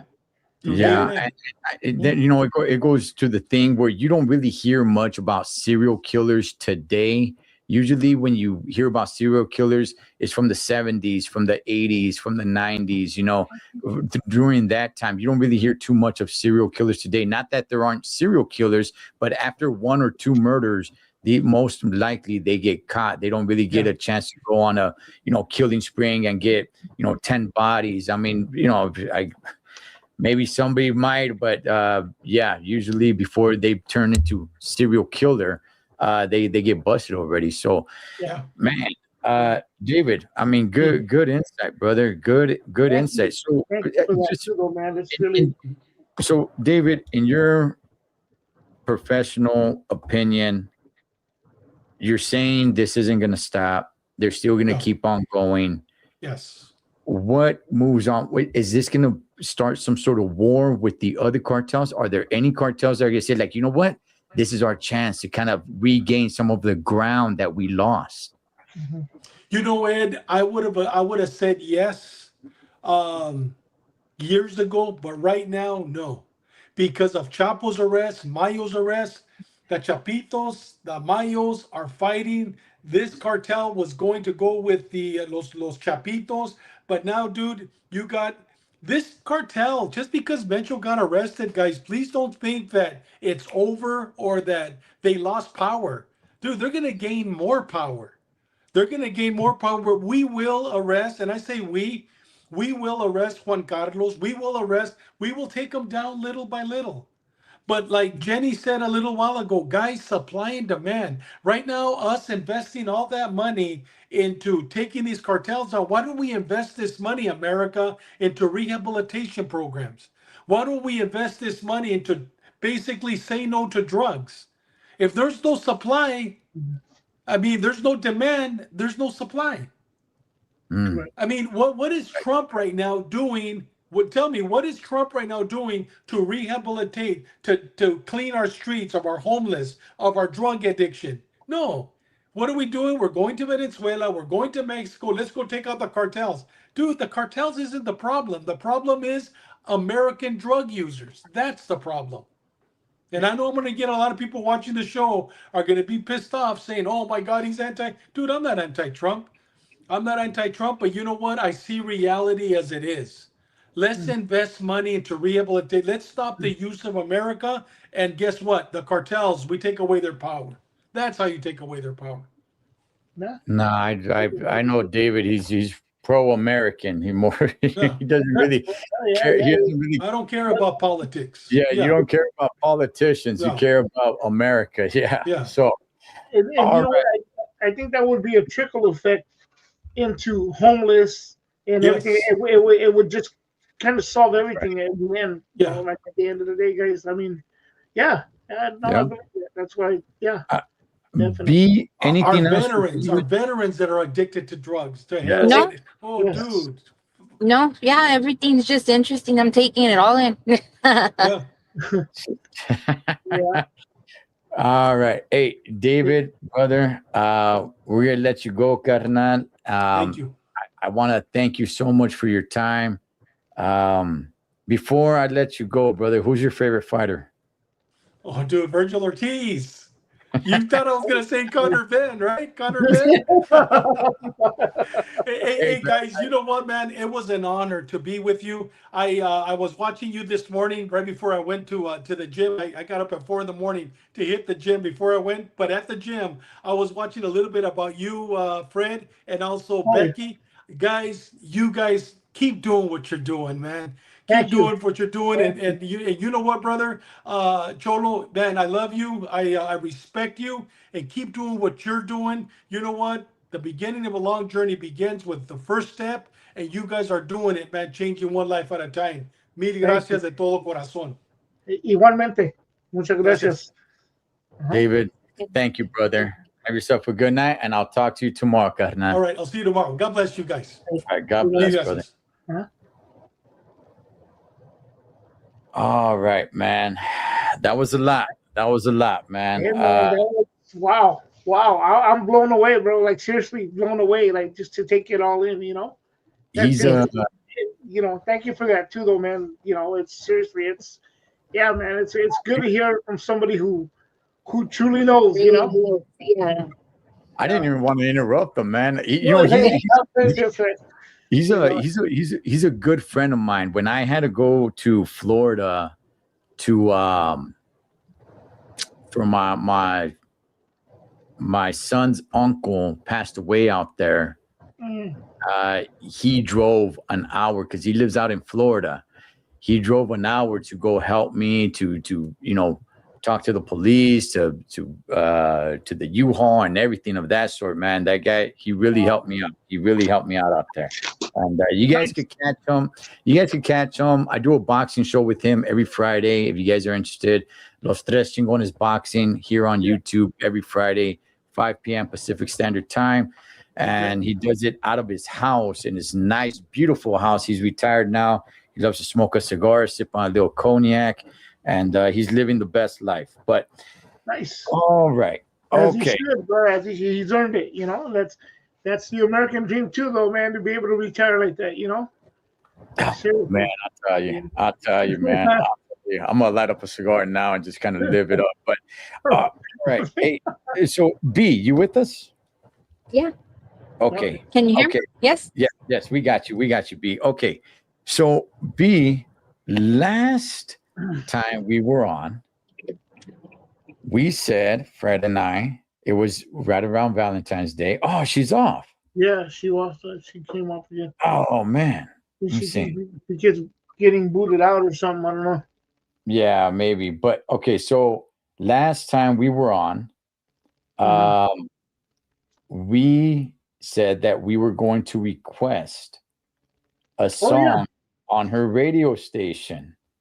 If you guys don't know, B is, take that last one off. Okay. B is on 101.5 FM. You guys can catch her every Friday night on the Boulevard Hour with B. And because it was Valentine's Day weekend, right? She bumps a bunch of oldies. Fred and I said that we were gonna request a song. Okay. And we did. And we did. And B said, if anybody guesses the song correctly, that they will get a poster. All right, let's bring it back on. B, you good? Yes, I'm here. Okay. So we're talking about the poster, B. We're talking about the request. We're talking about all that we did last time. Okay. Yes. So, okay. So let me see. I don't know if anybody tuned in. Let me see. How do we want to do this? Did anybody get the song? Oh, you know what? Let me open up the phone line. How about that?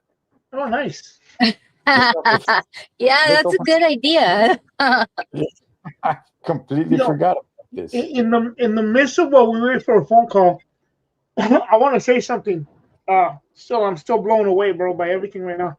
But I want to say something and I've said this before, on the previous roundtable. I believe, and I think I've said it on my channel as well. But for those people that do not know, when I talked about that I live in the city of Soledad, but the prison is outside the city limits, and people say, "Oh, my family relative or whatever is in Soledad prison.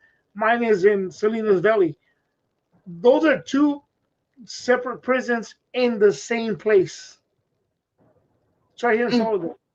Salinas Valley and Soledad Prison. There's two different ones. Obviously, Salinas Valley is new. Soledad is the old prison, but it's two big old prisons and one big old lot. So just to let you guys know, it's the same place. Yeah. Oh, cool. Yeah. Okay. So, okay, good to know, Fred. Good to know, man. Yeah. Good to know. Hey, B, what did you think, without saying the name of the song, what did you think about Fred's request? It was good. Yeah. Mm-hmm. Really? Okay. Yeah. It was a very dry message, but it was good. No, you know what? I looked at it. When I see, I love the song. I really love the song. But then after I dedicated it, I listened to it and I go, this is way different than my relationship. This is it's a whole different thing. It's far from, but I just like the song. That's really what it is.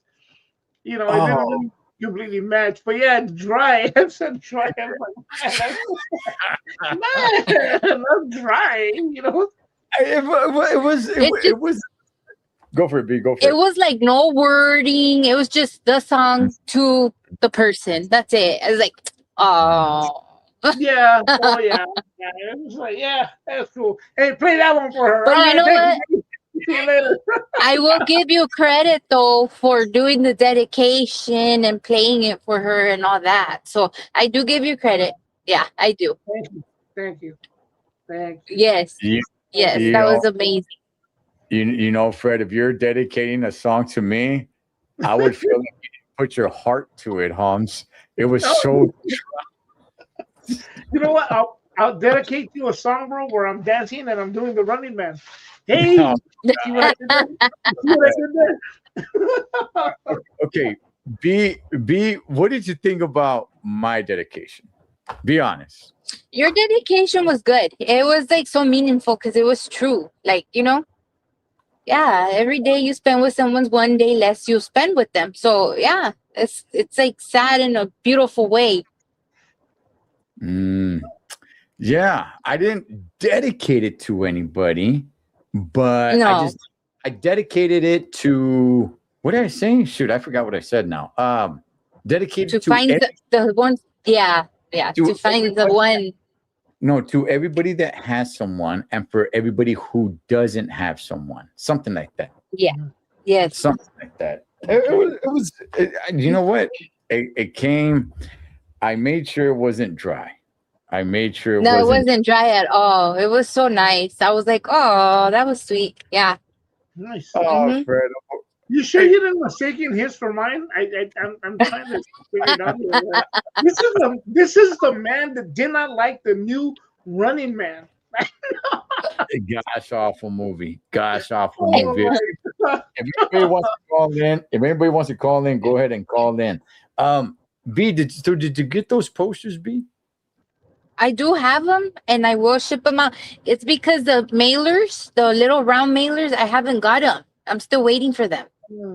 Okay, gotcha. She goes out again, bro. All right, so Fred, movie time. Oh man, she did go out again. Yeah, okay, so Fred, movie time. And by the way, apologies to everybody who's watching episode 4. She's on the road, so we just got to work with it. And our guest, David Contreras, wasn't at home. I do a boxing show with him, and he has his whole setup, podcast studio, and everything. But he's on the road right now, and so is B. But yeah. Sorry. I was saying that the mailers. Oh yeah, I know the little tubes, right? The little. Yes, I'm waiting on the mailers. So as soon as I get them, they should be here this week, so I can mail them out to you guys. And then I don't know if anybody's gonna win anything right now. No, hey, Jenny the message was for anybody who has somebody and for those that don't have anybody, not for somebody who's looking for somebody. Because yes, there's definitely people that are not looking for anybody. You know, they're just living life. Okay, movie time, Fred. Movie time, Fred. Please give us something good, brother. Give us what? Unfortunately, good. Don't give us the remake of The Running Man. That's not a good movie. That's not a good movie. You know what?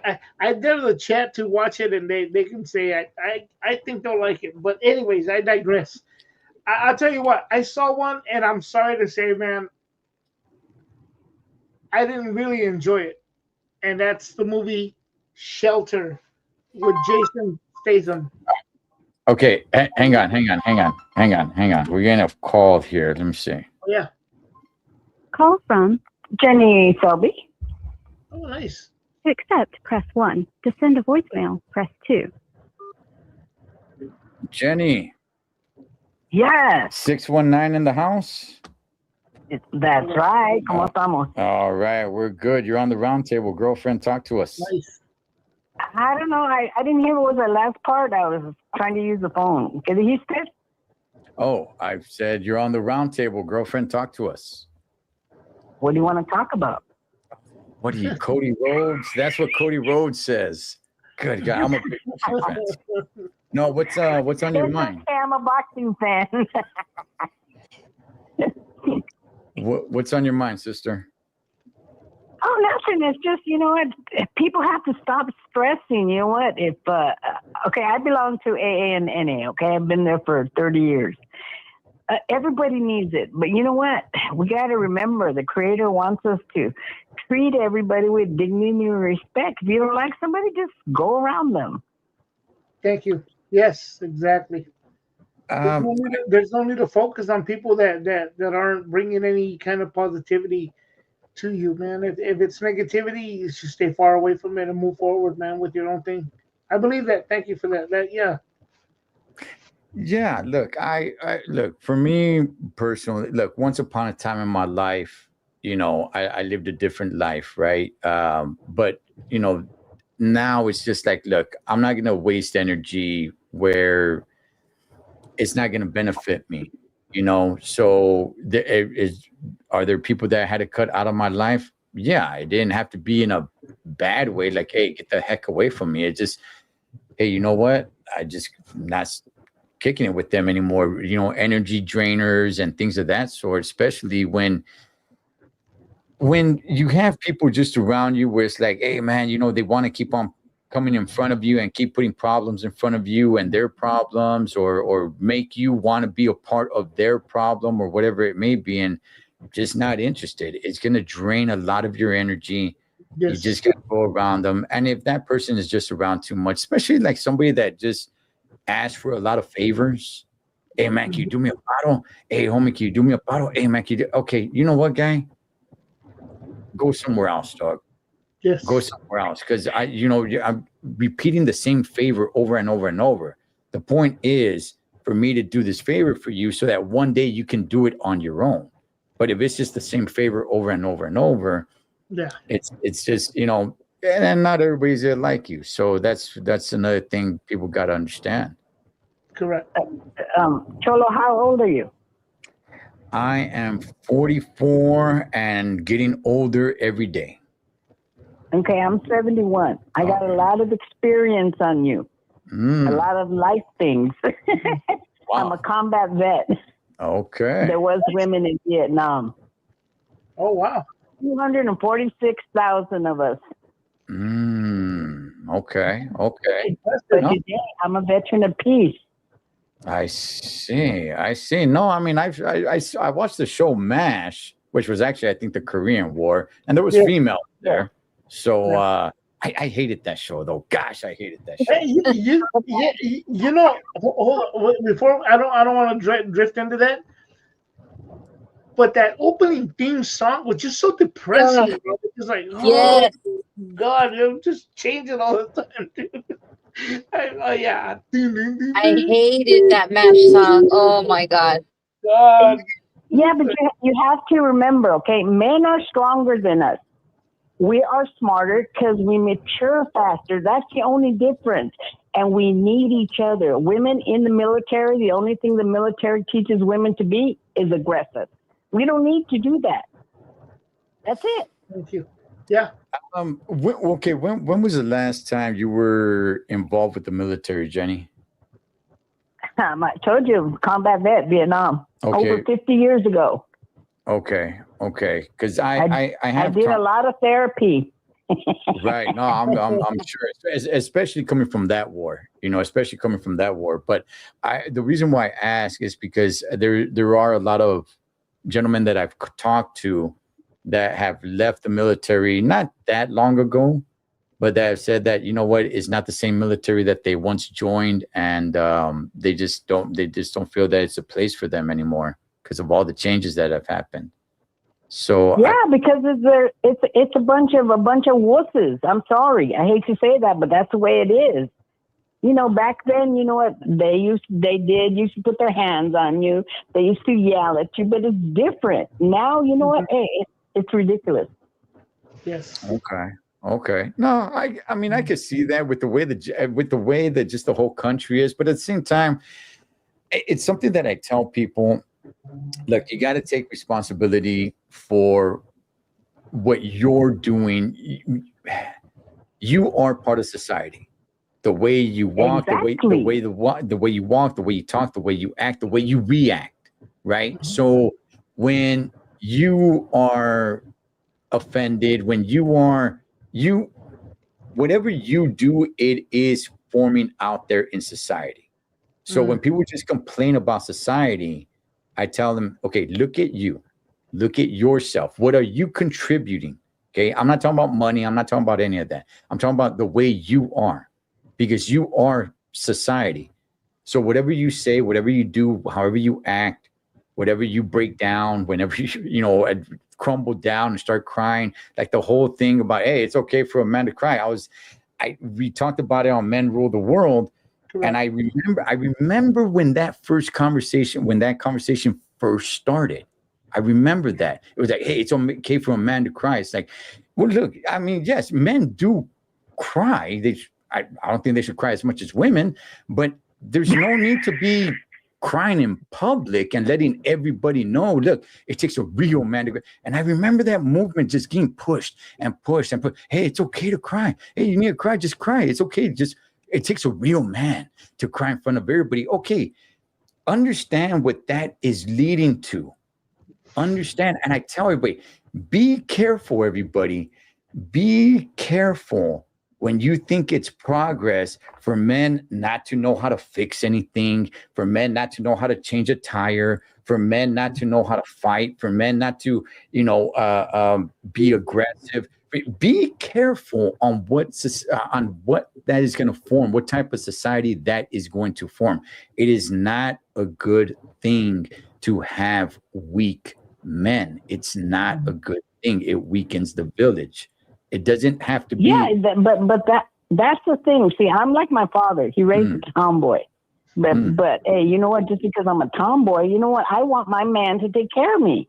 That's how it is. You got to remember, I'm old school. I want him to open the door for me. Where we come in this society now is the feminization of men and women.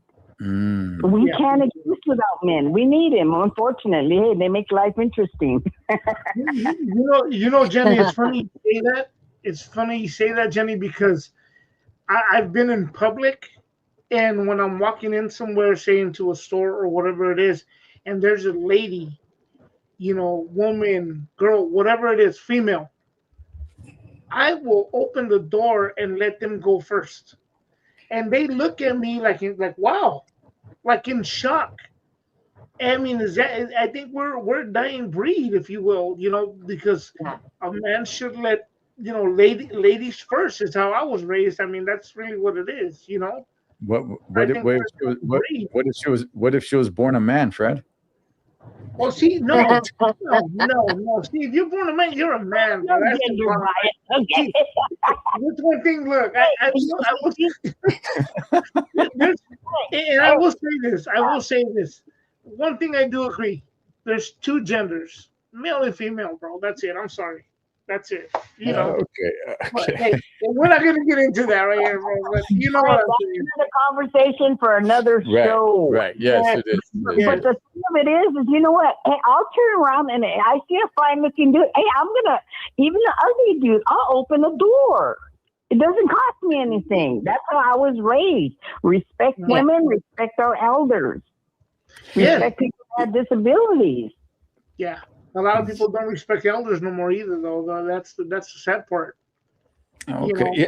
You know? Jenny, you said you'd open the door for a man? Yeah. Okay. Oh, but no. But I'm not looking. I'm just. I'm not looking for anything. I get what you're saying. I get what you're saying. You're looking. You're just not looking. Yeah, I get what you're saying. I like how you said that. Yes, you're looking, but you're not looking. I can appreciate a fine-looking male specimen, also, just like you guys do. You know, hey, we look too. We're not dead. No, I'm not looking at a fine-looking dude, Jenny. I don't swing that way, girl.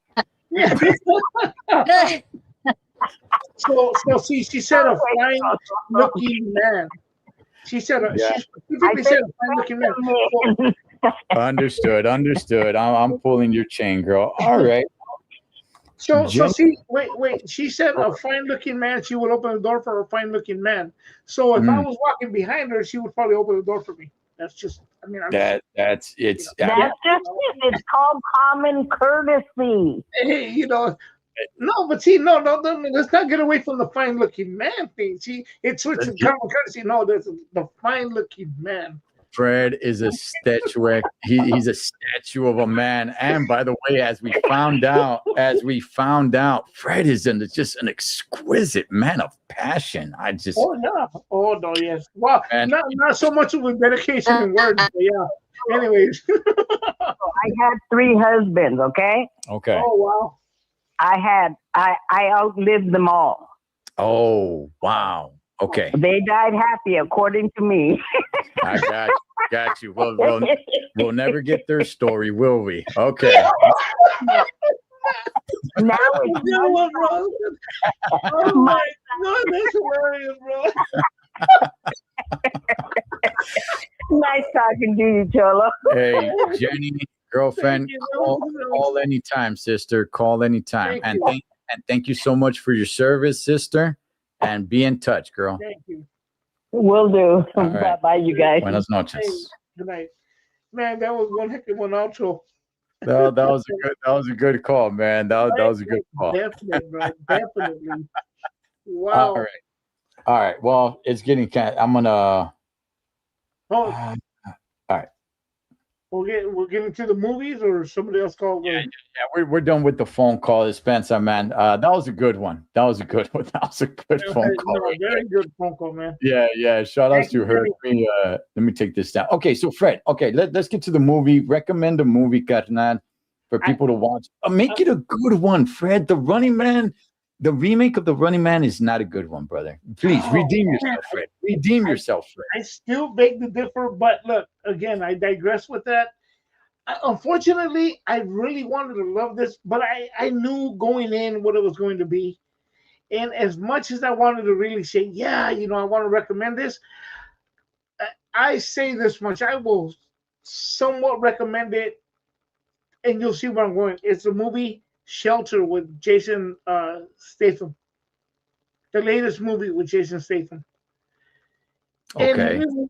And he's not playing anything different. It's a guy who's isolated on an island. He saves a little girl. I don't want to blow the plot. Let me ask you this. I just want to ask this question. Okay. I don't have a problem with Jason Statham movies. I don't. Yes. I don't. But it's kind of like if you've seen one, you've seen them all. Is Correct. This one? So this one just falls into that category? Yeah, exactly. Exactly. Somewhat like The Professional in a sense. So now he has the stakes is higher because he has, he has to protect not only himself but the little girl and stuff. And it's not. Yeah, it wasn't what I thought it was gonna be. Unfortunately, that's the one I saw, man. I was gonna watch something else and I didn't have time for it, bro. So. All right. Well, Okay. I sneaked into the other theater, but they busted me. So, anyways, so they kicked me out. But anyhow, no. I was All right. like, man, I didn't get my money's worth with the Jason Statham movie, man. Like, come on now, guys. So no, that's the only one I really watched, bro. That's the only one Okay. I really watched. You guys could watch the movie Fall. It's a decent, good. It's good enough to watch. It's definitely good enough to watch. There is a point where it got a little bit kind of ridiculous because it was like, okay, you're making me believe this, but the whole time that wasn't true. It was like, okay, kind of messed with the story a little bit, but not that much. But I actually enjoyed the story, and that's the movie Fall. It's on Netflix. You guys can check out the movie Fall. Before we tap out, I gotta say this, bro. Since you mentioned that, I was thinking too, though. Have you heard that they're remaking Cliffhanger? Yes, I did. We're gonna have to get into it on a different show, dude. But yeah, that's one thing that's. Yeah, I thought that movie was pretty good, man. But we'll see. Yeah, we'll see with that one. All right, man. We're gonna go ahead. We're gonna wrap it up. I want to go ahead and thank my good friend David Contreras. Again, he actually has, if you guys are interested in his life, I interviewed him one-on-one, about 3 years ago. I'll leave that interview linked in the pinned in the comment section, and I'll also leave a link to his channel that he does with law enforcement. They talk about all kinds of things, man. Everything that they've been through. He's got a lot of retired law enforcement buddies, and they go ahead and they talk about different operations that they were involved in. I mean, this guy's resume speaks for itself, So thank you to David Contreras. You can also find him on Los Tres Chingones Boxing every Fridays at 5 p.m. Pacific Standard Time. Gracias to B. She tapped out. She's on her way to Arizona. Gracias to her. Mm-hmm. And Fred, thank you, brother. Please come. Let's get some better movies. This you know what? Yes, I'm gonna look into it. You know what? Thank you, Denise. I saw she said the new Dracula movie. I am going to probably check that out tonight. So yeah. Okay. All right. You know what? And let me just get to this. I started to watch it. Right? I started to watch the new Dracula. It looks great. The first couple of minutes into it, but I had to turn it off. I have my daughters here, and it was just the scene just went right into it, bro. Like from the beginning of the movie, it was just a what movie is it? Dracula. Oh, okay. The new one. Yeah. So yeah, there's intercourse. I'll say it like that. Right away at the beginning, I was like, can't watch that right now. It's just kind of like, wow. Hey, that's why I was like, it's pretty good in the first couple of minutes. Anyways. All right, everybody, take your Christmas decorations down. We're getting into the month of March already. Stop embarrassing yourself. Take those Christmas decorations down and get them ready for December. All right, that is Fred Segura, Two-Face Entertainment. Shout outs to our lovely Becky Lopez. Gracias for Jenny for calling in. Cholo Trucker, the Roundtable. We'll see you guys in 2 weeks. Buenas noches.